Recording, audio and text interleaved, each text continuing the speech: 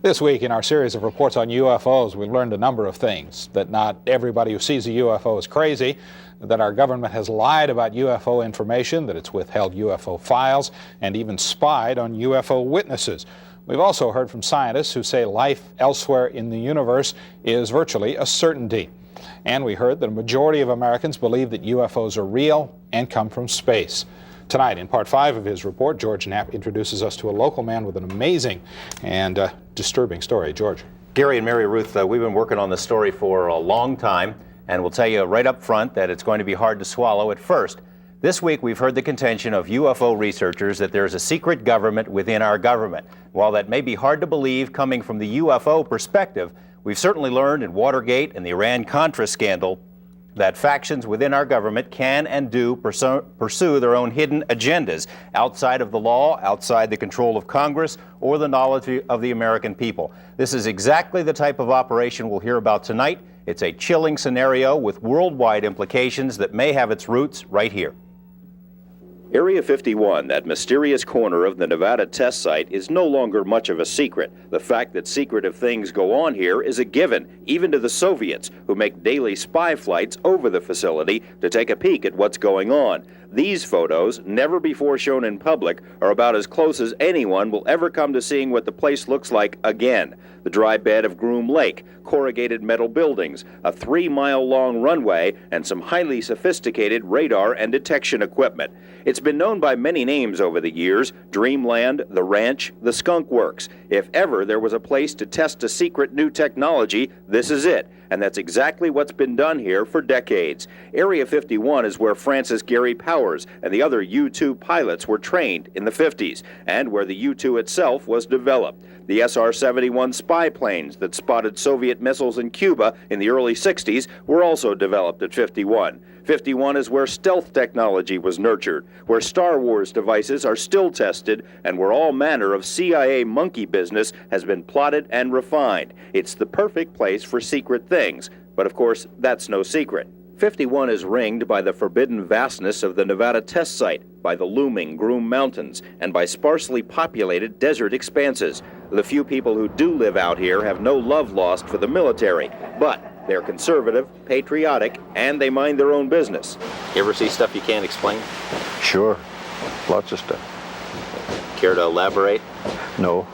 Happy anniversary to you. On any given night at the Rachel Bar and Grill, you might find 3 or 4 people who work at Area 51, there amid the flowing Budweisers and cowboy hats. You might find them, but they aren't going to talk to you, not about the things they've seen over the mountains. A steady trickle of curiosity seekers flows through here, strangers drawn by strange stories of lights in the night sky. Their questions also go unanswered. No one who's worked at Dreamland has ever publicly acknowledged what so many people have suspected for years, that alien technology is being tested in the Nevada desert. The speculation first surfaced in documents obtained by UFO researchers, documents about something called Project Aquarius. The documents, allegedly prepared for an organization called MJ-12, state that a program to fly recovered alien spacecraft was established in 1972 and is continuing in Nevada. The National Security Agency has confirmed it does have a Project Aquarius, but denies it has anything to do with flying saucers. NSA will not say what Project Aquarius is. Speculation was heightened in 1984 when the Air Force seized nearly 90,000 acres around Groom Lake. The action was, by most accounts, illegal. During congressional hearings about the land grab, Congressman John Seiberling grilled the military about the legal authority used in the action and was told the authority was at a much, much higher level than the Air Force. Seiberling asked what authority is higher than the laws of the United States. The Air Force official said he could respond, but only in a closed briefing. In 1987, when the Air Force sought to renew its stranglehold on the Groom Range, news articles once again mentioned the talk about alien spacecraft, and subsequent articles in national magazines quoted unnamed sources about things of alien origin flying in Nevada, things that would make filmmaker George Lucas drool. Despite the speculation, no one who knew Area 51 from the inside ever talked publicly about the saucer stories. Well, there's several, actually 9 flying saucers, flying discs, that are out there of extraterrestrial origin. The live interview with the shadowy Dennis drew international attention. Portions were broadcast by radio in 6 European countries and in a nationally televised TV special in Japan. Actually 9 flying saucers, flying discs. Despite numerous inquiries and feelers, Dennis has remained anonymous until now. His real name is Robert Lazar, a young scientist with eclectic interests. The choice of Dennis was an inside joke. He says that's the name of his superior at Groom Lake. It wasn't a joke to Dennis. He called right after and he said, "Do you have any idea what we're going to do to you now?" And I said, "Well, no." And he hung up the phone. Lazar's story is by any standards fantastic. He says he's telling it in order to protect himself. He says he was hired to work at an area called S4, which is a few miles south of Groom Lake. At S4, he says, are flying saucers, antimatter reactors, and other working examples of technology that is seemingly beyond human capabilities. Right, this came from somewhere else. I mean, as bizarre as that is to believe, but I mean, it's there. I saw it. I know what the current state of the art is in physics, and it can't be done. Checking out Lazar's credentials proved to be a difficult task. He says he earned degrees in physics and electronics, but the schools we contacted say they've never heard of him. He also said he worked as a physicist at Los Alamos National Lab, where he experimented with one of the world's largest particle beam accelerators, a half-mile-long behemoth capable of generating 700 million volts. Los Alamos officials told us they had no records of a Robert Lazar ever working there. They were either mistaken or were lying. A 1982 phone book from the lab lists Lazar right there among the other scientists and technicians. A 1982 clipping from the Los Alamos newspaper profiled Lazar and his interest in jet cars. It, too, mentioned his employment at the lab as a physicist. We called Los Alamos again. An exasperated official told us he still had no records on Lazar. EG&G, which is where Lazar says he was interviewed for the job at S4, also has no records. It's as if someone has made him disappear. Well, they're trying to make me a non-person.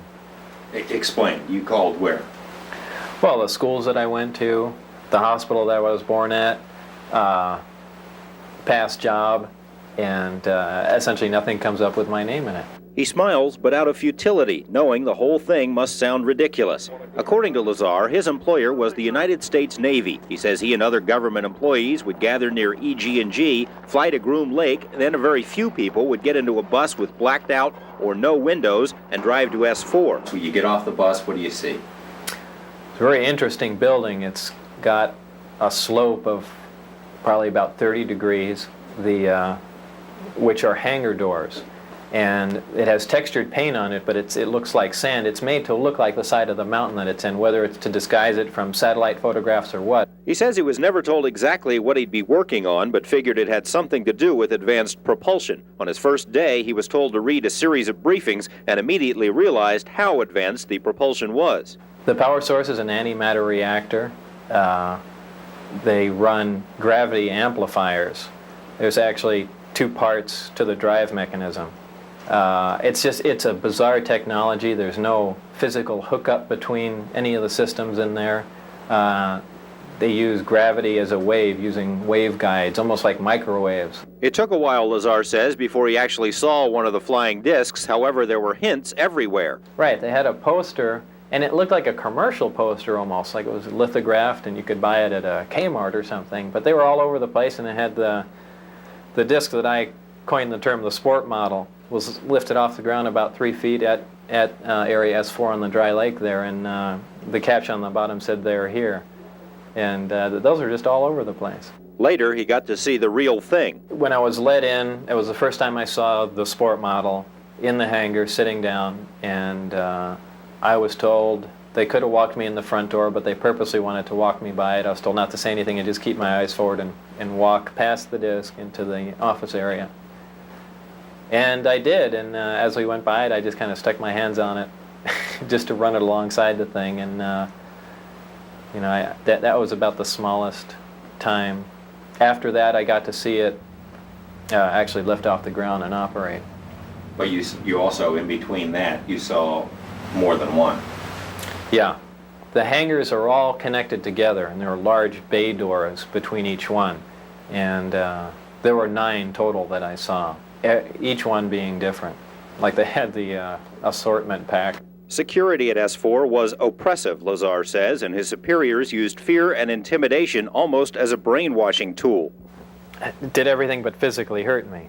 Put a gun to your head Yeah. and said what? What actually put a gun to your head? Well, they did that even in the original security briefings. They had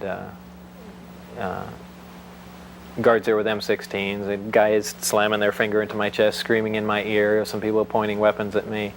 Like I said, it's not a good place to work. That fear factor would surface later. Lazar agreed to undergo a polygraph exam as part of this report. Polygrapher Ron Slay asked about the technology Lazar had seen. Did you knowingly lie when you said you had actually seen anti-gravity propulsion in operation? No. The results of this exam were inconclusive. Lazar appeared to be truthful on one test, deceitful on a second. Slay recommended that a second examiner be brought in. Polygrapher Terry Tavernetti runs a corporate security operation and is a former Los Angeles police officer. He put Lazar through 4 tests and concluded there was no attempt to deceive. And I left there thinking that I feel we do have some credibility to what the subject had to say. And that's when I went to some of my colleagues. Tavernetti sent the test results to a third polygrapher who agreed the results appeared truthful. The charts were then sent to a 4th examiner who did not agree, suggesting Lazar might be relating information he'd learned from someone else. The polygraphers conferred and decided they would not issue a final statement on truthfulness until more specific testing can be conducted, and that's where it stands. Tavernetti believes that difficulty in determining Lazar's truthfulness stems from the fear that was drilled into him. I think we're talking about a subject here that is so far-reaching, and it is so emotional. And when you're dealing with emotions, this is polygraph, because we're dealing, in polygraph, you're looking at fear. The fear of getting caught telling a lie because something bad will happen to you if you do. Well, I am telling the truth. I've tried to prove that. What's going on up there could be the most important event in history. You're talking about contact, physical contact and proof from another system, another planet, another intelligence. That's got to be the biggest event in history, period. And it's real. And it's real and it's there. And I had an extremely small part in it, but I'm convinced that what I saw is absolute proof of that. There is no way we could have created those systems. There's no way we could have made the disks, the power supplies, anything to go with them. Lazar says he has no intention of going on any UFO lecture circuit. He's not looking to do any additional interviews. In fact, he wasn't too crazy about doing this one. He did it after certain unfavorable things started happening in his life, and he did it because he feels that whoever is running the show up at S4 is perpetrating a fraud on the American people and on the scientific community. We intend to have much more about this story, about the operation up there, on Monday and beyond. This is by no means the end of this series of reports. In fact, on Monday, including in our story there, support testimony from other people who say they have knowledge of the flying discs at the test site, and information from people who know Lazar very well and insist his story is true. If indeed they have these flying saucers, George, it seems like it would be really hard to keep it so secret. Well, yeah, it would seem that way, except for as Lazar asked his superiors up there, they say it's the easiest secret in the world to keep. It's leaked out many times before and nobody believes it. What's the Navy saying about all of this? Well, of course, the Navy is supposed to have been his employer, and we have put some fairly pointed questions to them. Of course, number one, it may not be the Navy at all. Information is so compartmentalized up there, no one is exactly sure who is in charge. We have put the questions to several Navy departments. The answers thus far have been unsatisfactory. We've applied for more information through the Freedom of Information Act, and that information will be revealed on Monday as well. You believe his story, don't you? Yeah, I do. Yeah, I've got to know him pretty well over the last couple of months, and I believe he's telling the truth. Fascinating stuff. Thanks, Thanks, George. George.